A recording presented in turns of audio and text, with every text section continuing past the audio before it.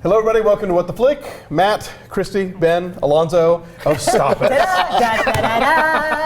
We're all here. And it's time for worst movies of 2012. We're gonna roll up our sleeves. Very simple rule. We just pick a movie, except me, who picks two. It was a competitive year. Do you want to go first and pick your two then? No, I want Alonso to set it up because he's picking one of mine. Okay, fine. All right. Les Miserables. I'm sorry.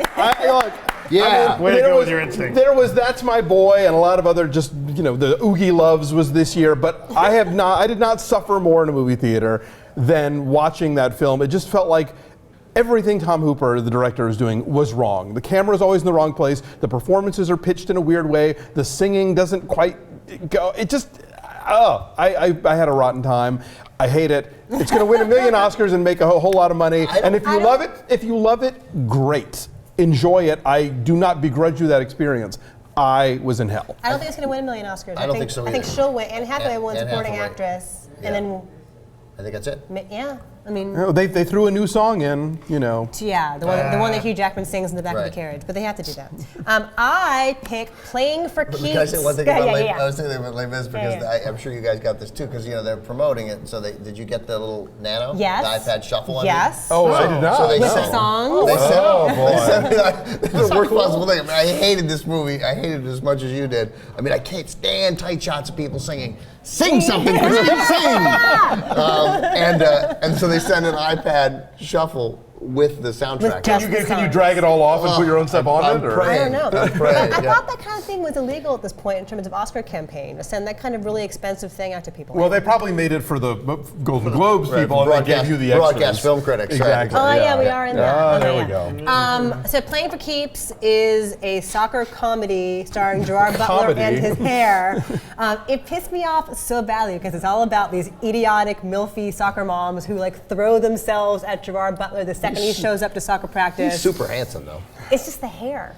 The hair's good. You're so jealous of his hair. But anyway, it made me really angry. It's never funny. It's a huge waste of this great cast. It's like Uma Thurman's in it, Catherine Zeta-Jones is in it. Judy Greer. And Dennis Quaid, and they're all idiots. They're all just idiots. Yeah. Everybody's an idiot. Anyway, go ahead. So yours is what? I'm picking two movies.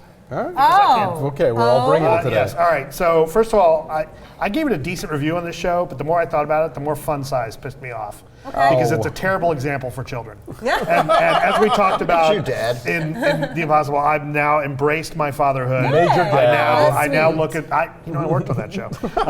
Believe it or not. That there's kids running around and he hooks up with the guy and he's just wandering around in the whole time I'm watching this movie, I think, oh my God, you can't let kids do that. That really pissed me off. Larry Clark's Kids is really going to get to you at this point, isn't it? Apparently. We're going to strap you to a chair. No, I saw that before I got it. married. So I now thought it was Larry Clark's Fun Size. That would have been a really interesting movie. Larry Clark's Children might be perfectly nice.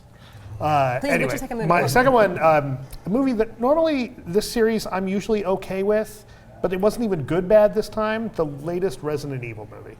I don't think I saw it. Yeah, They didn't screen it for us, did no, they? it's No. terrible. Did you go to a matinee? Dave had to pay. The first couple of Resident Evil movies, I've had a couple of cocktails. They're kind of fun bad. This latest one is not even fun bad. Doesn't she look good though? She looks No, good, right? not really. 3D. We were talking about Fun Bad. I was having a conversation with Fun Bad last night about what we should have reviewed on the show. Not to be confused with Strong Bad. Which was Or Fun the Size. Liz and Dick Lifetime movie. Oh, yeah, we still can. And I didn't think that was fun bad enough because I thought the guy who played Richard Burton was pretty good. He's this pretty good actor. He was too competent for He was making too Fun Bad. competent. He has a horrible script, but he was pretty competent. And then she's so horrible, so you can't even laugh at it. It was just bad.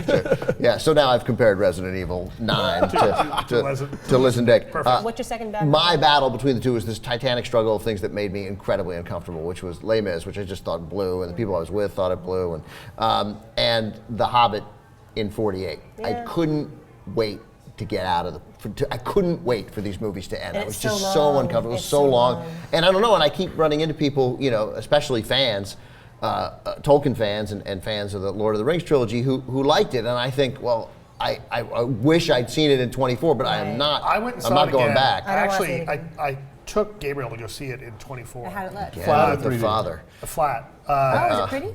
Really? It does look somewhat better. Yeah. The effects look a lot better. Still the same story problems. Right. Still the same boring parts. I would never have made it my worst. I'm sure if I'd seen it in 24, whatever. Yeah, that was way worse. Right, yeah. Today's Tolkien's birthday, by the way. Really? Yes. No. Well, good. Well, I hope he's watching.